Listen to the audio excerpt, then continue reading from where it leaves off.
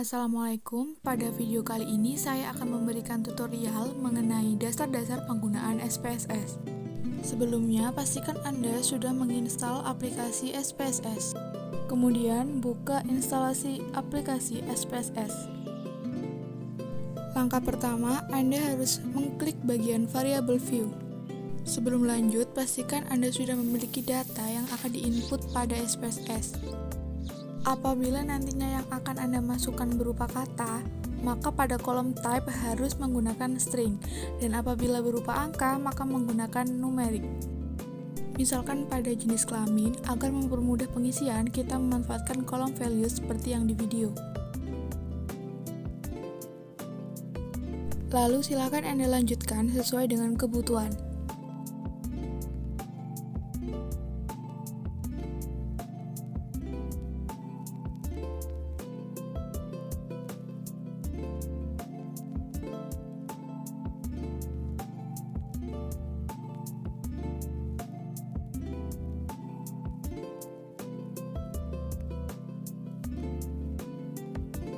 Silahkan mulai menginput data.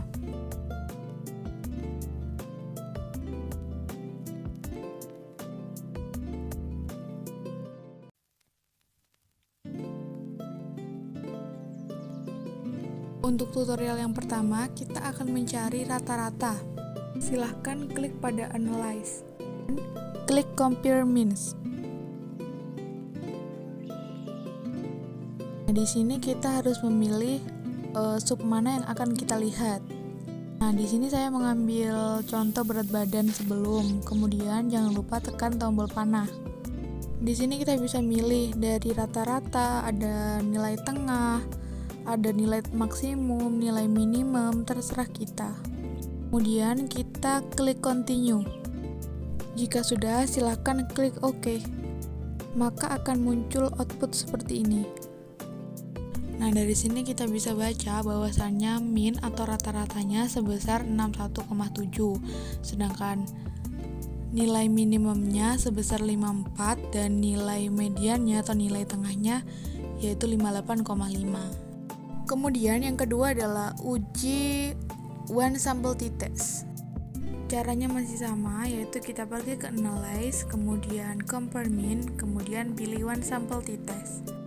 Di sini saya akan memberikan contoh membandingkan nilai rata-rata berat badan sebelum pandemi dengan nilai 60.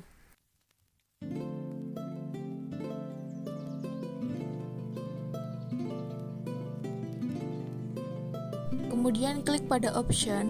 Pada kolom confidence interval percentage itu menunjukkan bahwa kekeliruan berapa. Nah, kita tuh pakai 95%. Jadi ada peluang untuk salah itu hanya 5% gitu.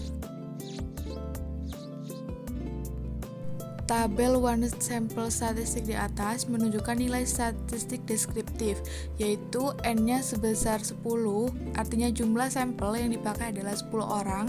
Kemudian min atau rata-ratanya yaitu 61,7, dan standard deviation atau simpangan baku adalah sebesar 7,71, dan standar error min adalah sebesar 2,44. Berdasarkan output tersebut, diketahui sig-to-tail yaitu sebesar 0,504, dengan ini lebih besar dari 0,05, maka dapat disimpulkan bahwa H0 diterima.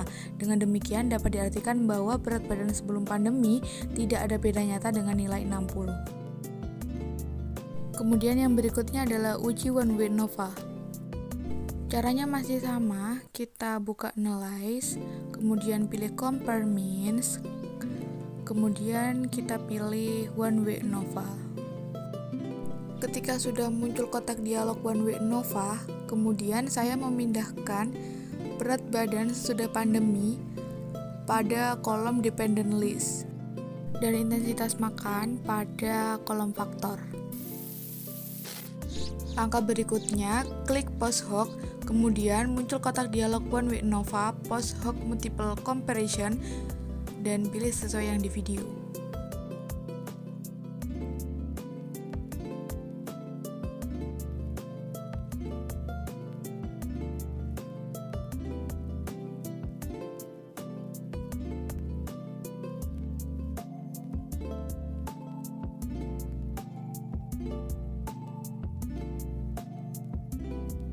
Kemudian pada kolom option, kalian pilih descriptive sama homogeneity of variance test.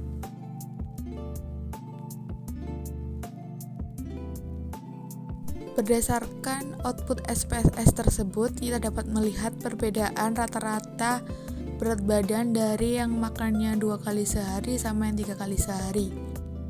Rata-rata berat badan yang intensitas makannya 2 kali sehari yaitu sebesar 58,6, sedangkan yang intensitas 3 kali sehari yaitu 65.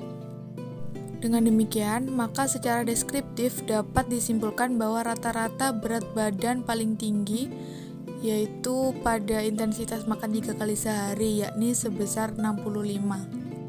Berdasarkan output SPSS di atas, diperoleh angka Levin statistik sebesar 0,711 dengan signifikansi 0,424. Karena nilai signifikansi 0,424 lebih besar dari 0,05, maka dapat disimpulkan bahwa intensitas makan yang kita bandingkan tersebut adalah sama atau homogen.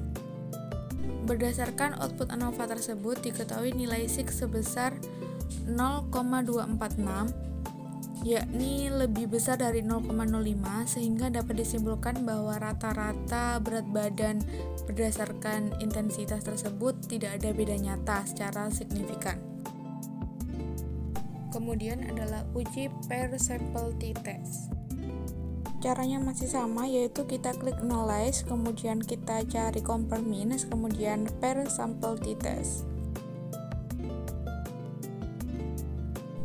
Setelah muncul kotak dialog dengan nama per sample t-test, di sini saya akan membandingkan berat badan sebelum pandemi dengan berat badan setelah pandemi.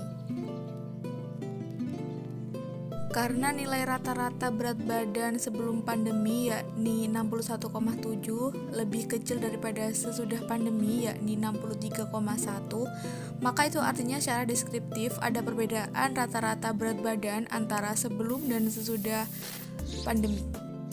Nah, ini merupakan hasil uji korelasi atau hubungan antara kedua data atau hubungan variabel sebelum pandemi dengan berat badan sudah pandemi.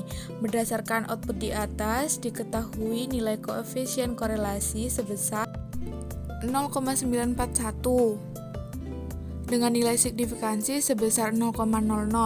Karena nilai signifikansi lebih besar daripada 0,05, maka dapat dikatakan bahwa tidak ada hubungan antara variabel berat badan sebelum pandemi dengan variabel berat badan sesudah pandemi. Berdasarkan tabel output tersebut, diketahui nilai sig-to-tail adalah sebesar 0,127, yakni lebih besar dari 0,05, maka H0 diterima, sehingga dapat disimpulkan bahwa tidak ada perbedaan rata-rata antara berat badan sebelum pandemi dengan berat badan sesudah pandemi. Yang terakhir adalah cara melakukan analisis korelasi by varied person dengan SPSS. Caranya kalian klik menu Analyze, kemudian klik Correlates, dan klik by varied. Di sini saya menginput data berat badan sesudah pandemi dan intensitas makan per hari. Berdasarkan nilai signifikansi sig-to-tail dari tabel output tersebut, diketahui nilai sig-to-tail antara berat badan sesudah pandemi dengan intensitas makan adalah sebesar 0,246. Hal ini lebih besar daripada 0,05, yang berarti tidak terdapat korelasi yang signifikan antara berat badan sesudah pandemi dengan intensitas makan. Sekian dari saya, terima kasih sudah menonton video ini hingga akhir. Wassalamualaikum warahmatullahi wabarakatuh.